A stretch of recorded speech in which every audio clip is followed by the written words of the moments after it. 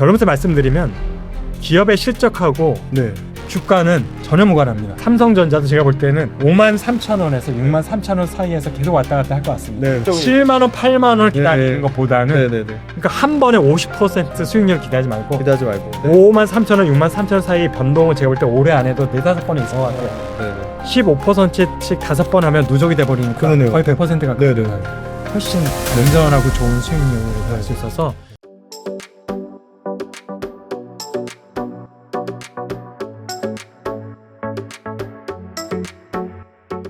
박사님이 첫 책이라고 들었습니다. 반도체 패권 전쟁. 공저자는 2권 정도 있었는데 아, 네네. 완전히 다르잖아요. 단독은 다르죠. 단독은 완전 첫 번째. 느낌이 다르죠. 예. 이 반도체 패권 전쟁을 통해서 이 반도체 투자하시는 분 또는 반도체를 앞으로 투자하고 싶으신 분한테 꼭 전하고 싶었던 메시지가 있으실 것 같아요. 이 책에 대한 설명 좀 부탁드리겠어요. 일단 앞부분에는 제가 총 6개의 챕터로 구분을 했었는데 네. 사실 패권 전쟁이라는 게 갑자기 생긴 이슈가 아니다라는 걸 설명하고 싶어서 네. 지난 한 20여 년 동안 특히 D램 쪽에서 네네. 치킨 게임이라는 표현을 우리가 많이 썼잖아요. 네네네. 결국 따져보면 치킨 게임이 패권 전쟁의 다른 표현이었던 것 같아요. 그러면서 많은 기업들이 역사의 뒤안길로 사라지고 국가 차원에서도 반도체에서 완전 손을 떼버리는 기업들이 생겨버리고 네네. 그렇게 되고 이런 역사들을 좀 다뤄봤습니다. 네. 그래서 지금 살아남은 기업들이 과거에 어떤 기업들이 합쳐서 만들어진 건지 그래서 이렇게 공장들이 네네. 이렇게 다양하게 여기저기 있다라는 거 네. 그러다 보니까 좋은 점도 있지만 또 약점들도 있다라는 거 이런 것들을 좀 다루면서 앞부분 했고 그 다음에 우리가 아까도 에이직하면서 네네네. 뭔가 기본적인 용어고 그다음 파운더에 관해서도 많은 분들이 좀 잘못 이해하시는 맞아요. 분들 네네. 대부분 사실은 이제 공통적으로 정부에 있는 분이나 언론이나 일반 분은 말할 것도 없고 네. 심지어 반도체 회사에 있는 임원들조차도 많이 혼동하는 게 네네. 파운더리가 비메모리다 아. 라는 거가 대표적인 거고요. 그런 오류 많이 방송에서 많이 얘기하는 하죠. 것 같아요. 네. 그래서 파운더리는 파운더리지 그게 왜 네. 네. 그러니까 파운더리라는 거는 그냥 고객이 맡긴 제품을 주문형으로 만들어주는 게 파운더리인 거지. 고객이 메모리를 만들어달라면 메모리 만들어주고 그렇죠. 비메모리 만들어달라면 네네. 메모리 만들어주는 거. 그러면 TSMC가 파운더리 시장 점유율 67%, 69%가 되는데 네. 69는 아직 안 됐지만 67%가 넘는데 그러면 비메모리 1위 됐겠네? 그렇죠. 근데 TSMC의 반도체 시장 점유율은 0%입니다. 본인의 제품이 하나도 없어요. 네네. 그래서 결국에는 TSMC와 파운더리 회사가 열심히 만드는 거는 누구의 시장 점유율을 잡히느냐? 엔비디아의 시장 점유율, 애플의 시장 점유율, AMD의 시장 점유율, 네네. 뭐 네. 1위로 가는 거죠. 네네. 브로드콤의 시장 점유율. 네네.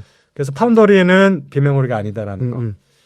그래서 그는 파운더리를 비메모리를 잘하기 위해서 파운더리 했다라는 거는 전혀 설득력이 없는 표현인 거고.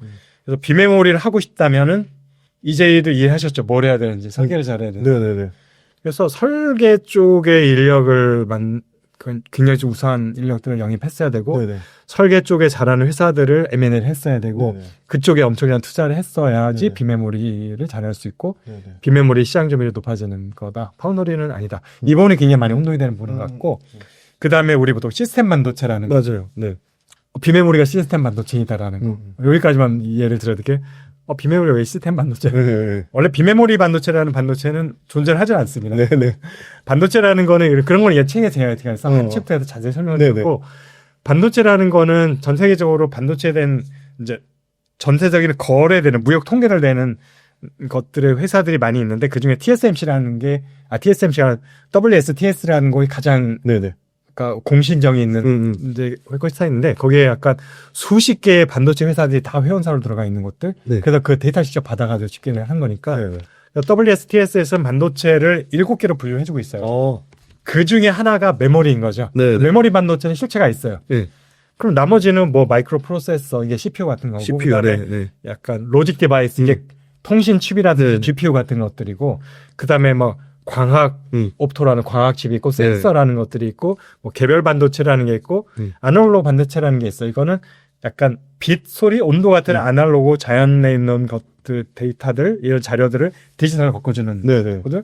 그래서 이런 것들 6개가 있는데 그러면 메모리가 아닌 거는 우리가 잘 모르니까 왜냐면 네네. 한국 기업들이 잘 안 하니까 네네.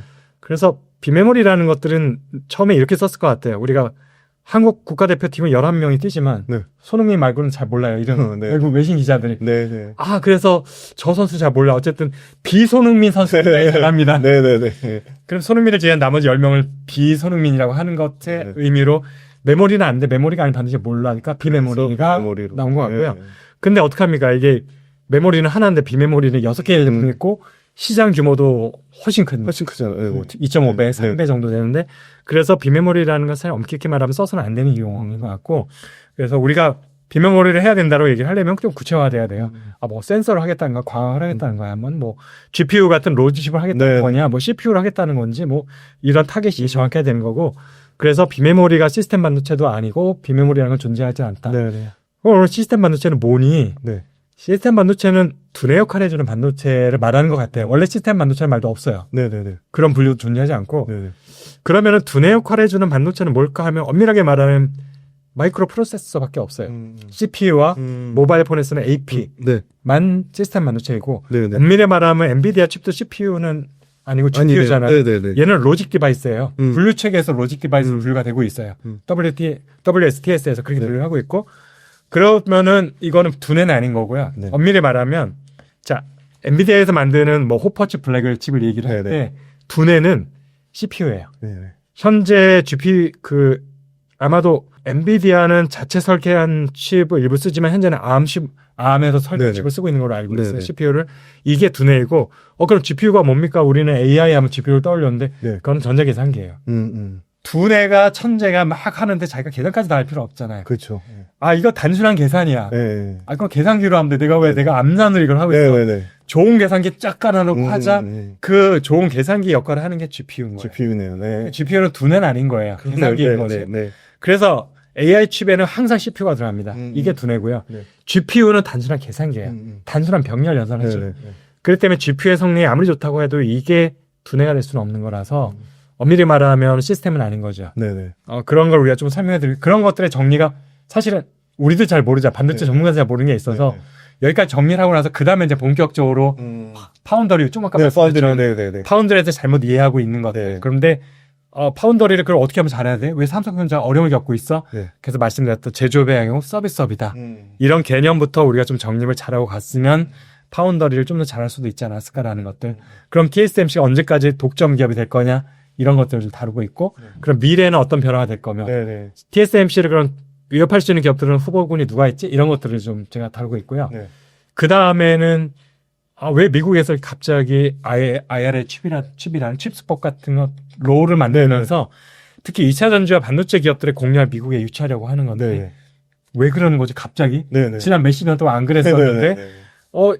과거에도 이미 일본, 대만, 한국 기업들이 다 차지하고 있었는데 그런 얘기가 없었다가 왜 갑자기 공장 미국에 지어야 되느냐? 그런 부분을 제가 다뤘어요. Why? 네. 왜 패권 전쟁이 발발하게 됐을까? 네네. 그 트리거가 저는 가장 큰 건 일단은 팬데믹이고요. 네네. 근데 팬데믹 이후에는 여러 가지 이제 뭐랄까 자국 우선주의, 국수주의 이런 약간 국제 자유무역의 기조가 퇴퇴하고 있다라는 네네. 것들을 하고 있고 왜냐면은 팬데믹이 터졌을 때 미국의 모든 제품들 대부분 국외에서 생산하다 보니까 내 제품인데 들어오지를 못해요. 왜냐하면 국경에서 다 방역 때문에 막혀요. 그다음에 물류 대란이 일어났어요. 네네. 그래서 대부분 작은 거는 비행기지만 대부분은 해운을 통해서 운반한단 맞아요. 말이에요. 해운이 막혀버리니까 자동차는 비행기 멋있잖아요. 배로 와야 되는데 바다 결국 그 나라에서 나오는 것도 힘들어요. 방역 때문에. 네. 그래서 왔어. LA에 있는 비치 두에 있는 두 개 항구에서 대부분 아시아 쪽에서는 물류의 대부분을 그때 처리해줘야 되는데 LA 앞바다에 떠 있는 데 들어오지를 못해요. 왜냐하면 항구에서 팬데믹 등에서 제대로 방역이 길어지니까 네네. 빠르게 이거 하역을 못하니까 그래서 최대 한 300척까지 배에 떠 있었대요. 들어오지를 못하고. 네. 그러니까 뭐 물류 비용 가격은 급등을 하고 뭐 사재기를 하고 있는데 내 물건인데 못 들어오고 있어요. 그러다 보니까 어쨌든 미국이 이때 알았던 거야. 옛날에는 야 다른 나라에 공장했어도 어때? 싸게 만들어가지고 내 거로 썼는데 내가 굳이 공장을 왜 갖고 있어? 네네. 난 설계만 하면 돼. 네네. 나는 금융만 하면 돼라고 했었는데 바다에서 그렇게 막히면 최소한 육로는 와야 되잖아요. 그래서 멕시코랑 캐나다는 WTO가 본격적인 FTA 체결, WTO 체결되기 전에 1년 전에 나프타를 체결했단 말이에요. 그래서 미국 경제 입장에서는 정치인들도 마찬가지로 경제 측면에서 캐나다와 멕시코는 미국이라고 그냥 생각해요. 그러니까 51번째 주라는 말까지 서슴없이 하는 건데 네네. 아니, 당연히 그러면은 오케이 유럽이나 아시아는 막힐 수 있어. 뭐 근데 최소한 캐나다랑 멕시코는 쉽게 와야 되잖아요. 붙어 있는데. 그런데 미국의 대표적인 수입품 중에 가장 1위 품목이 자동차인데 캐나다와 멕시코에서 오는 자동차 수입이 20% 30% 급감을 해버렸어요. 팬데믹이 터지니까. 이게 형식적인 국경이라고 생각을 했었는데 네네. 이슈가 생기니까 진짜 국경이 돼버리는 거예요. 네네네. 이걸 알아서 거리가 문제가 아니구나. 네네. 그래서 바이든도 마찬가지고 네네. 트럼프도 마찬가지고 공장 자체가 미국이라는 내셔널리티가 갖는 국경 안에 있지 않으면 영토 안에 있지 않으면 네네. 내 공장이 아니구나라는 것을 알게 됐고 모든 공장이 다 미국에 질 수는 없는데 그럼 가장 핵심 종목이 뭐냐 미래를 위해서 가장 핵심적인 건 결국 반도체 2차 전지. 그래서 이거는 돈을 줘서라도 왜냐하면 자국 기업들은 아직 없잖아요. 그걸 생산하는 기업들이. 그래서 엄청난 돈을 줘서라도 외국의 기업들을 공장을 미국에 짓게 해야 된다라는 게 바이든에서 시작이 됐던 거고요. 네. 트럼프가 일기 때만 해도 그런 압력은 없었잖아요. 네네. 중국에 팔지 말아 했었지 네네. 공장을 미국에 전혀 없었어요. 그렇죠. 팬데믹 직후에 생긴 건데 네. 그것이 이제 트럼프 2기 되다 보니까 본인도 이제 아는 것. 공장이 없으면 안 된다. 그래서 지금의 그 상황, 패권전이 그래서 시작됐던 거고 그 여파로서 지금 우리가 늘 잘 알고 있는 네. 익히 알고 있는 지금 패권전쟁에 관련된 특히 반도체 관련 패권전쟁이 본격적으로 벌어지면서 미중 간의 여러 가지 복잡한 것도 이제는 확전이 되는 거죠. 네네네. 대만으로, 한국으로, 일본으로. 네네. 이런 것들을 이제 후반부에 담았고 마지막으로는 한국이 잘하지만 취약한 점이 몇 가지가 있다. 5가지, 6가지 제가 하나하나 짚으면서 다갔고요. 마지막 챕터에서는 이 취약점을 극복하고 10년 뒤라는 게 왜 등장을 했냐 하면 네. 이 책의 부제가 10년 후 한국 반도체는 살아남을 수 있을까요? 네네네. 근데 왜 10년일까 굳이? 네네. 이걸 이 책에 제가 설명을 했는데 우리가 메모리 의존도가 높잖아요. 네. 그래서 D램과 낸드의 전생의 주기 곡선을 그려봤어요. 왜냐하면 어느 산업이든지 마냥 성장을 못하거든요. 그렇죠. 네. 빠르게 성장하는 구간을 지나서 직선적으로 성장하다 점차 네. 느려지다가 쇠퇴하는 구간을 가는 네네. 막을 수가 없어요. 네네. 이 성장 곡선은 그래서 결국에는 D램과 낸드의 성장 곡선을 그려보자. 네. 아무도 그려본 사람이 없으니까 항상 보면은 1년 단위로 올해의 빗그로스가 몇 프로까지는 얘기를 하죠. 네, 맞아요. 네. 30년, 40년에 걸쳐서 상정사를 그려봐야 알거든요. 그걸 제가 그리기 시작한 게 몇 년 됐어요. 계속 점을 찍으면서 그려서 보니까 확실하게 지금 어느 위치에 있는지를 알게 됐어요. 우리가 보통 첫 번째 변곡점은 우리가 테이크오프라고 하는 네네. 이륙 시점에서 처음에는 관심은 많지만 진짜 매출이 발생하지 않는 네네. 시점이 네. 굉장히 오라요. 네. 제일 길죠 여기가. 네네네. 하다가 진짜 빠르게 테이크오프하는 시점에 오는데 네네. 첫 번째 변곡점. 네. 그래서 첫 번째 변곡점을 지나면 해가 질수록 점점 성장률이 가파르게 빨라지죠. 지수함수적으로 하다가 어느 정도 가다 보면 이제는 또 변곡점을 만나게 되면 여전히 성장을 잘하지만 이제는 1년 후에 성장률이 올해보다 조금 낮아지는 둔화되는 성장 구간을 네. 도달하게 됩니다. 이게 두 번째 변곡점. 네. 세 번째 변곡점은 그래도 좀 어느 정도 성장을 하다가 거의 성장이 이제 멈추는 플랫하게 가는 네. 것이 오는데 여기가 세 번째 변곡점이 되는데 이제 여기서부터 사실상 이제 성장을 더 이상 할 수 없는 거죠. 네. 여기서부터는 이제 제로성 게임이 돼야 되는 거라서 이 세 번째 세 번째 변곡점과 두 번째 변곡점 사이가 마지막으로 기업들이 성장할 수 있는 클 수 있는 네. 구간인데 지금 이 그 구간에 들어와 있고요. 그러면 그 치명적이라고 할 수 있는 세 번째 변곡점 더 이상 성장이 어려운 곳이 네. 몇 년이 남았느냐 10년 미만이다라는 것들을 제가 이제 그래프 분석과 여러 가지 데이터를 통해서 유추를 했어요. 그러니까 이게 구구단이 아니니까 정확하게 네네. 10년 뒤라고 알 수가 그쵸. 없는 거거든요. 네네. 왜냐면 그래프를 통해서 유추하는 네네네. 거니까. 그래서 그게 제가 10년 미만이라는 건 결론을 내렸고 네. 그래서 보니까 확실하게 그 기울기가 바뀌기 시작을 했었는데 작년과 재작 2년 동안 AI 붐이 갑자기 일면서 네네. 변화가 살짝 생기긴 했어요. 이렇게 눕던 그래프가 살짝 다시 튀는. 근데 저는 이건 일시적인 튀는 점이라고 일단 생각을 하고 있어서 요게 한 1, 2년은 더 갈 수 있지만 큰 추세는 이거는 정말 수십 년의 그래프 차트이기 때문에 뒤집지도 못할 거다. 그래서 남은 기간 메모리 시장이 성장할 수 있는 기간은 기간이 10년이다. 10년 후에 우리가 여전히 메모리 칩을 만들고 있다면 그냥 진열하는 메모리 칩인 거죠. 내가 만들어서 파는. 그러면 10년 후부터는 매출이 증가를 못한다는 얘기예요. 쉽게 말하면 누군가 하나가 큰 해가 망하기 전에는. 이렇게 되면은 80년대 후반 90년대에 있었던 네네. 치킨 게임이 다시 그렇군요. 말씀하신 상황이라 네. 그래서 그 10년이 되기 전에 아직은 10년 가까이 기간이 있으니 네. 우리는 준비를 이렇게 해야 된다. 6가지, 5가지 정도로 어. 한 것이 마지막 챕터에 제가 네. 했습니다. 반도체에 조금이라도 관심 있으신 분은 엄청나게 재밌을 것 같습니다. 저도 가자마자 이거 끝나고 나서 이거 읽어봐야 될 것 같은데요. 일단 삼성전자는 이미 실적 나왔고 하이닉스 박사님 보시기에 실적 꺾이는 시점은 좀 어느 정도라고 그냥 조심스럽게 예상을 해본다면. 영업이익 규모와 영업이익률을 가지고 기준을 네네. 잡는다고 하면 네. 올해까지는 저는 좋을 것 같습니다. 올해까지, 올해 연말까지. 피크가 4분기가 된다는 얘기를 하지만 그러고, 네네. 누가 보더라도 이 정도 올해까지. 실적이면은 네. 정말 훌륭한 네. 실적이다. 서프라이즈라고 할 만한 게 올 하반기까지 네네. 지속될 것 같고요. 네. 그 얘기는 왜 그렇게 판단하냐면 엔비디아 실적이 엔비디아가 올 하반기까지 좋을 것 같다. 계속 피크를 찍을 거라고. 두 기업의 실적 연동되어 있습니다. 네네. 그런데 내년에 되면 이제 50% 확률로 의견이 갈릴 수밖에 없습니다. 이거는 이제 저도 고민이 돼서 50% 확률이 되는 뿐만 아니라 전문가 100명을 놓고 투표를 해도 5대5로 갈린다는 얘기예요. 네, 그래서 내년의 실적은 어떻게 될지 현재로서는 굉장히 불확실성이 크다라는 건데 이제 성장률이 낮아지는 거는 뭐 고민이 안 되고요. 누구나 이거는 공감하는 그렇겠죠. 건데 네네. 어느 정도로 낮아질 거냐 충격치가 있고 네. 그다음에 엔비디아 수요가 감소하는 거를 대체할 수 있는 우리 아까 나눴던 네네. 대체할 수 있는 고객이 과연 내년에는 네네. 본격으로 등장을 할 수 있느냐가 사실은 새로운 고객이 만들어지면은 고객 다변화가 되면서 사실 그렇죠. 네. 우리는 부품 업체니까 어떻게 보면은 네네. 이 좋은 표현에서도 부품 업체지만 나쁜 의미에서도 최종 제품이 아니니까 네. 우리는 다른 고객을 또 확보하면 되니까요. 네네.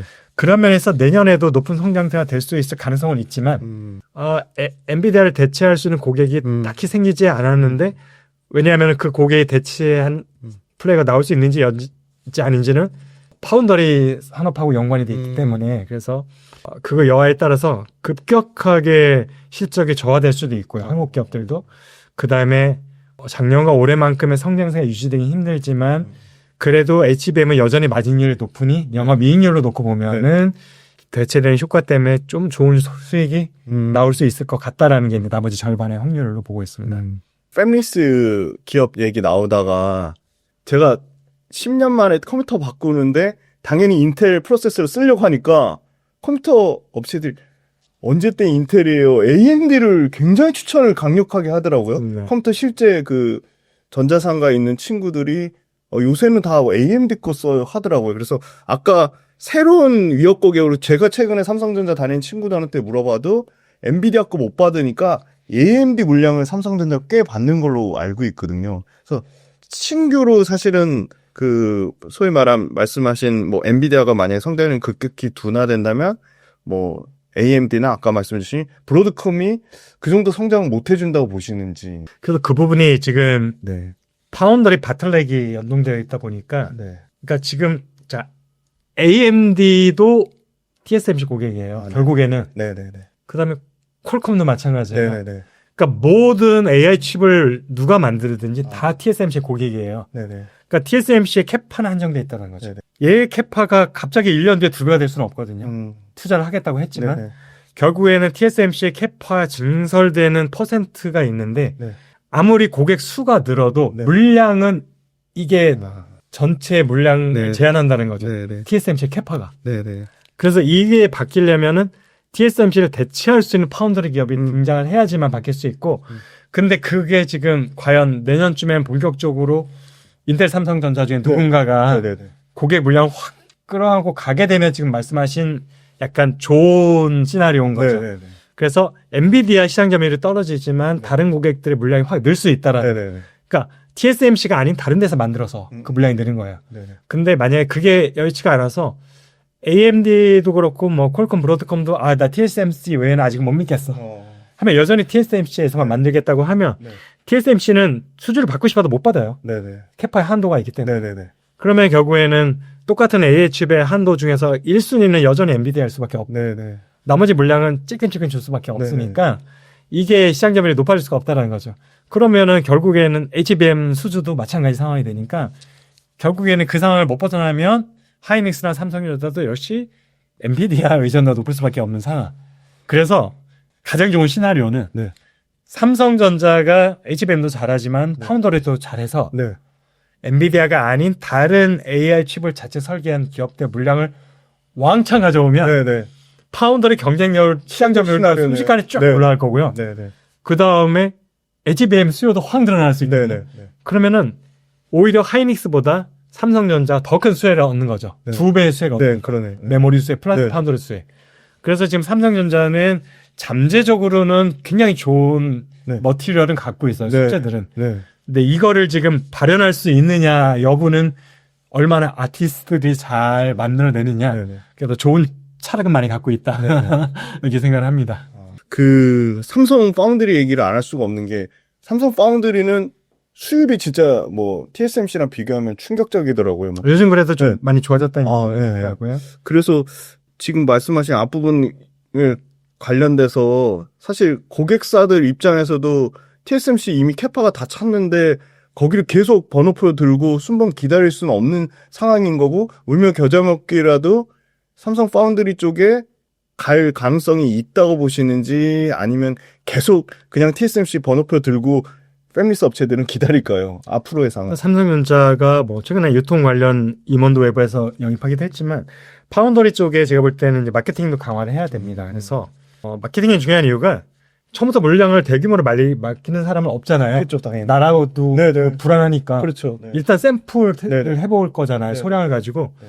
근데 그 샘플을 일단은 누군가 영업을 해서 따와야 되잖아요. 그렇죠, 그렇죠. 그건 결국 마케팅 조직에서 해야 되는 네네. 거고 네. 그게 마케팅이 강화돼야 되는 네네. 첫 번째 이유고 마케팅이 어쨌든 샘플을 받아왔어. 어렵게 해가지고. 네네. 근데 그거를 결국에는 라인에서 잘 만들어줘야 되는데 네. 이게 잘 안 나오면 소용이 없는 거잖아요. 그래서 그 다음에는 이제 제조를 잘 해줘야 돼 칩을. 네. 그러기 위해서는 아까 말씀드렸던 설계 역량도 강화가 돼야 됩니다. 그래서 설계 역량 강화돼야 되고 그 다음에 공정 능력도 역시 강화가 돼야 되는 거고 그래서 결국에는 파운더리가 어려운 게 마케팅도 잘해야 되고 네. 설계도 잘해야 되고 공정도 잘해야 되는 거여서 이게 지금 이 여러 가지 중에서 하나만 삐끗해도 사실 고객은 금방 등을 돌려버린다는 거예요. 그래서 이걸 다 잘 할 수 있도록 하는 것에서는 외부에서 정말 S급의 인재들 영입하는 것도 될 수 있고 네. 내부 조직을 좀 더 강화하는 것도 될 수도 있고 그다음에 조직 자체에 변화를 주는 걸 수도 있겠죠. 없던 조직은 신설할 수도 네, 있는 네, 거고 조직에 뭔가 독립적인 권한을 강화하는 걸 수도 있는데 지금에는 약간 메모리 쪽 하던 사람들이 대부분 가서 네. 주요 포지션을 갖고 있잖아요. 네. 파운더리 사업부가. 네. 이 부분도 조금은 이제 변화를 줄 필요도 있는 거죠. 네. 진짜 파운더리를 오랫동안 해왔던 분들 위주로 꾸려야 되는 네네. 그런 니드가 있다라는 네네. 것들 네, 이런 것도 좀 생각을 해봤습니다. 박사님하고 이제 뭐 밸류에이션 얘기하는 거는 뭐 좀 부담스러울 수 있는데 엔비디아나 뭐 우리 하이닉스의 어느 정도 그러니까 뭐 매출 성장률, 이익 성장률을 고려했을 때 어느 정도 밸류에이션을 받는 게 좀 합당하다고 보시는지 모르겠네요. 근데 저는 이제 네. PER만 보는데 네네. PER이 어떻게 보면 성장주한테는 가장 그쵸. 뭐랄까 가장 객관적으로 볼 수 네네. 있고 그냥 이게 미래에 대한 네네. 것들을 맞습니다. 쉽게 추측할 수 있는 네네. 몇 년. 네네네. PER이 결국은 몇 년 그쵸. 동안의 순이익을 가지고 네, 내 네. 이자금을 다 맞아. 이걸 땡겨 뽑아낼 수 있는 네네. 거니까 엔비디아가 작년에 한 65, 70 정도 왔다 갔다 하다가 지금 최근에 30대, 30 중반 정도 와 있고요. 삼성전자가 10 금방, 네네. 하이닉스가 10 미만. 맞아요. 10 미만이더라고요. 네. 그러면은 지금 결국에는 네. 반도체주의 적정 PR이 뭐냐를 네. 고민해야 되는 건데. 그쵸. 네네. 자, 나스닥과 한국 코스피는 일단 눈높이가 다르다는 걸 그렇죠. 인식을 해야 네. 되는 게 그러니까 코스피 디스카운트가 있잖아요. 네. 그래서 그거는 우리는 뭐 억울하지만 인정을 해야 되는데 왜냐하면 외국 투자자들이 다 그렇게 다들 생각을 하니까 그럼 그게 이제 기준이 돼버리는 거여서 네네. 미국 제가 볼 때 미국 IT 그러니까 설계 기업이든 공정 기업이든 네. 적정 PR은 30에서 40 사이 정도로 보고 있고요. 네네. 한국 기업은 반도체 기업 같은 경우는 한국은 또 대기업이 되면 또 PR을 좀 낮게 네네. 하는 측면이 있긴 하지만 그래도 제가 볼 때는 절반 정도, 15 정도는 네. 그래도 좀 네. 리즈너블하지 리저너블하다. 않나 네네. 생각하고 있어서 네. 만약에 뭔가 지금 기준을 잡고 싶은 분이 있으면 엔비디아 같은 경우는 35 정도, 30에서 35 정도로 받고 그러면 지금이 적정이에요. 그러네요. 네네. 그다음에 한국 기업들은 15니까 지금 저평가됐다고 볼 도표가 수가 됐네요. 있어서 네네. 그런데 PR이라는 거는 또 상대적인 게 금리하고 연동이 돼 있습니다. 아, 맞아요. 네네네. 그래서 이게 금리가 높을 때는 같은 PR이더라도 비싸다는 생각을 하고 금리가 낮아지면 싸다는 생각을 하는 게 왜냐면은 같은 돈을 은행에 맡겨봐서 돈이 안 되니까 차라리 투자를 해라는 네. 심리가 있는 거라서 그렇죠. 네. 그래서 적정 PR에 대한 조금 기준이 좀 높아지죠. 네. 꼬여지죠. 네. 근데 지금은 고금리라서 지금 제가 30과 15를 말씀드렸는데 네, 네. 만약에 미국 금리가 옛날 뭐 제로금리까지 내려갈 가능성 거의 없다고 네. 보지만 네. 지금 5% 초반대에서 만약에 네. 올해 안에는 힘들어요. 올해 안에 힘들지만 만약에 3% 초반, 네. 2% 후반까지 금리가 낮아진다면 네. 30이 아니라 아마 45 정도 되더라도 네. 특히 IT 기업들에 대해서는 그렇게 높다고 생각 안 할 거예요. 월가의 투자자들은. 네. 그래서 만약에 미국의 적정 PR에 대한 기대치가 높아지면 한국 기업은 똑같이 절반이라고 할 수는 없지만 네. 우리도 조금은 상향돼요. 같이 올라가겠네요. 네. 근데 얼만큼 디스카운트 될지는 사실은 또 음. 우리나라의 전반적인 그렇죠. 상황이 국가의 경제 네. 상황하고도 연관이 돼 있고 네, 네. 불확실성, 환율도 굉장히 중요하잖아요. 네. 왜냐하면 외국 투자 자금이 들어와야 되는데 맞아요. 이게 지금 원화 가치가 내려갈 거냐 네. 올라갈 거냐에 대한 기대치에 따라서 달라지잖아요. 네. 그래서 우리는 좀 마크로에 대한 것들도 좀 같이 봐야 됩니다. 이거 굉장히 중요한 기준점이 생긴 것 같습니다.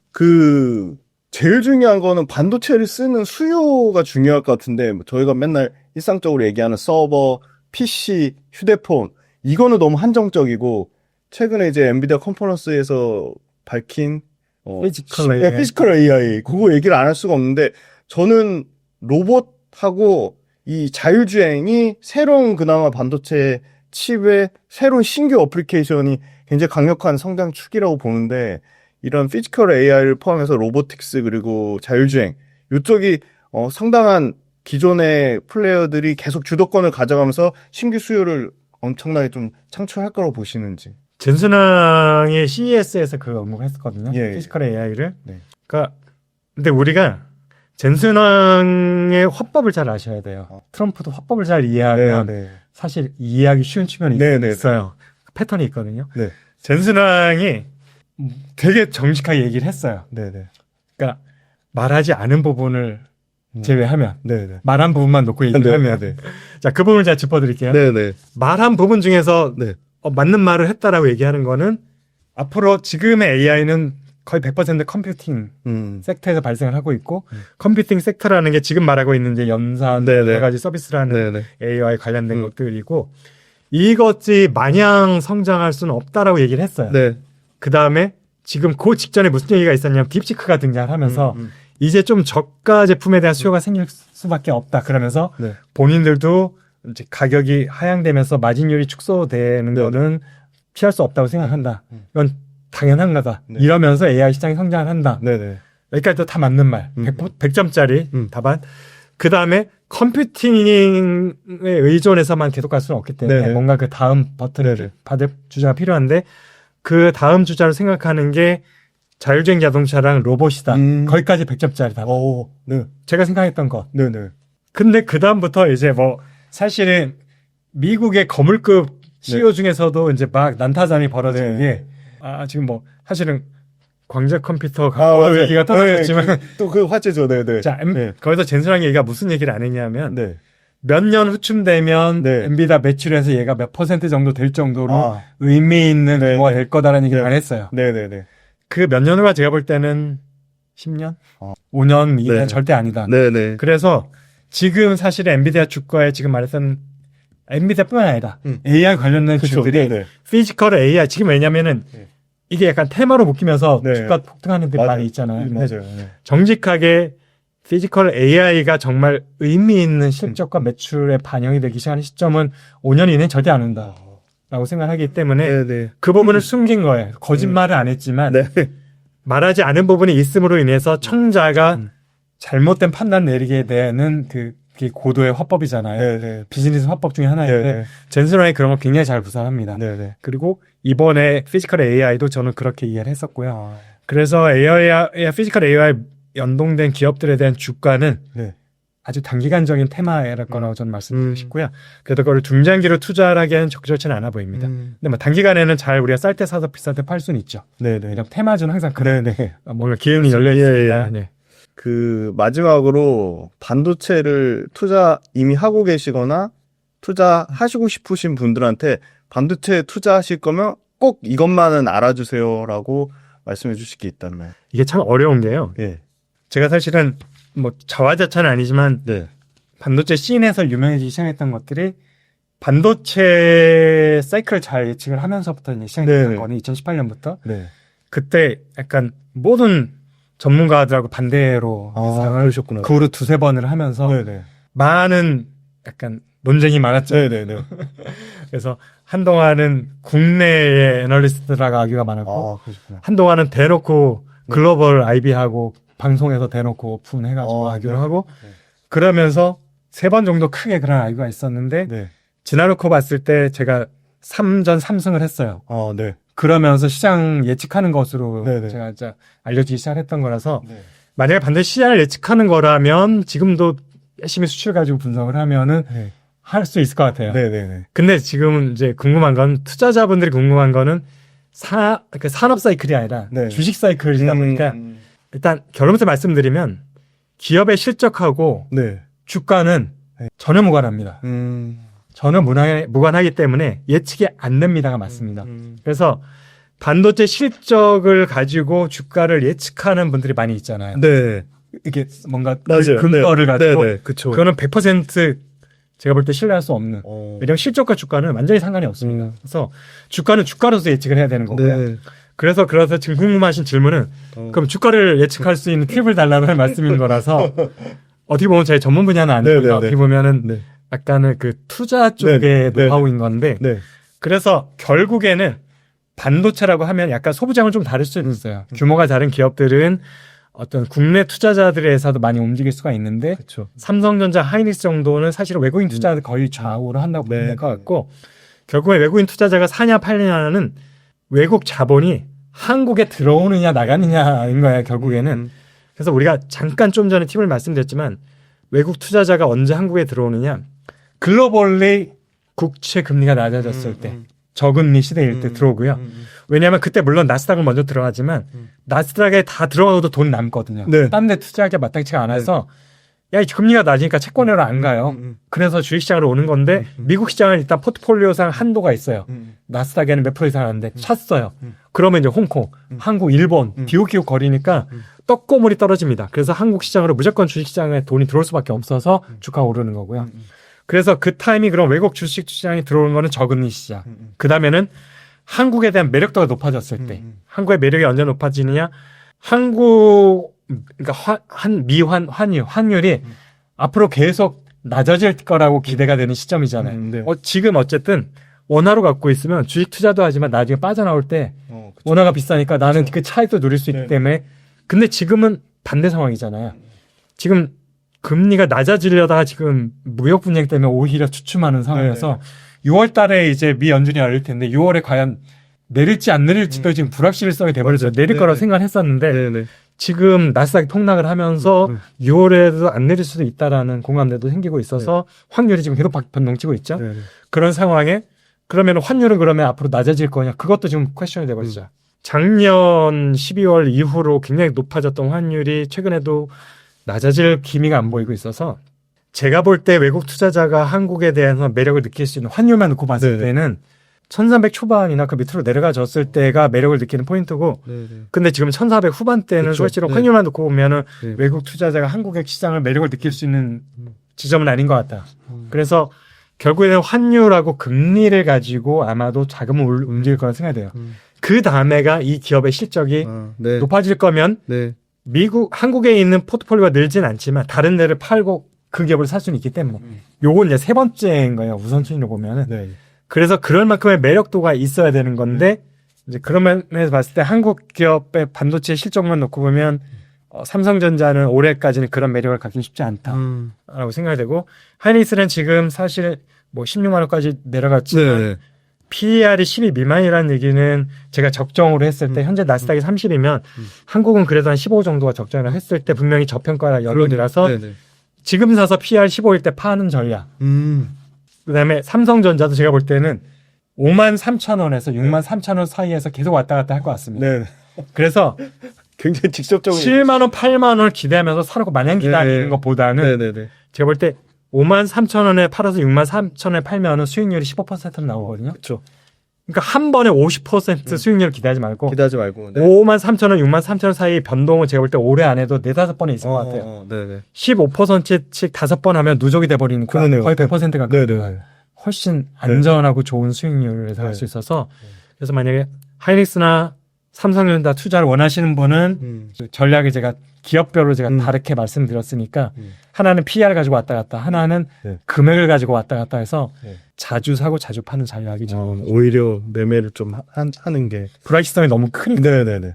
그 국내 말고 아니 정말 마지막 질문인데 그냥 전체 그냥 반도체 산업이 앞으로 커질 거니까 그냥 반도체 산업의 중장기 성장성을 보고 그냥 그 필라델피아 뭐 반도체 지수에 투자하는 ETF 있잖아요. 그러니까 ETF를 내 월급의 일정 부분을 조금씩 사서 모으거나 뭐 내가 갖고 있는 여유 자금을 굉장히 분할로 많이 쪼개서 이렇게 매크로 이슈 때문에 지수가 폭락할 때마다 반도체 ETF 이게 소재가 갈지 부품이 갈지 패밀리스가 갈지 나는 뭐 파운드리 갈지 모르겠어. 그냥 반도체 산업은 성장할 것 같아서 반도체 산업을 그냥 중장기적으로 ETF로 모아가는 특히 미국 반도체에 포커스된 글로벌 반도체에 포커스된 정말 필라델피아 지수 추종하는 표는 어떻게 보세요?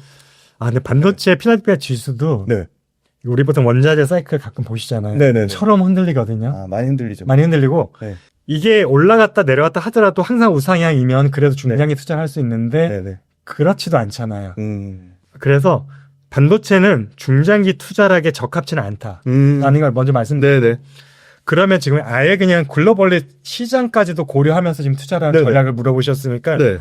미국이 중국을 엄청 많이 때리면서 오히려 그 주가가 어디가 오르는지 아세요? 항생 테크가 엄청 올랐다. 항생이 오르잖아요. 항생이 엄청 올랐다. 왜냐하면 대부분의 중국 테크 기업들이 홍콩 증시에 있어요. 맞아. 네. 물론 중국 B 시장에도 있지만 그보다 사실은 메인은 홍콩 쪽에 네. 많이 있고 그래서 이 얘기를 뭘 얘기하면 반도체 시장이 불확실한 몇 년 동안 최소한 그쵸. 트럼프 임기 동안은 네네. 크다. 네. 미국 기업들의 실적도 리스크가 크다. 네.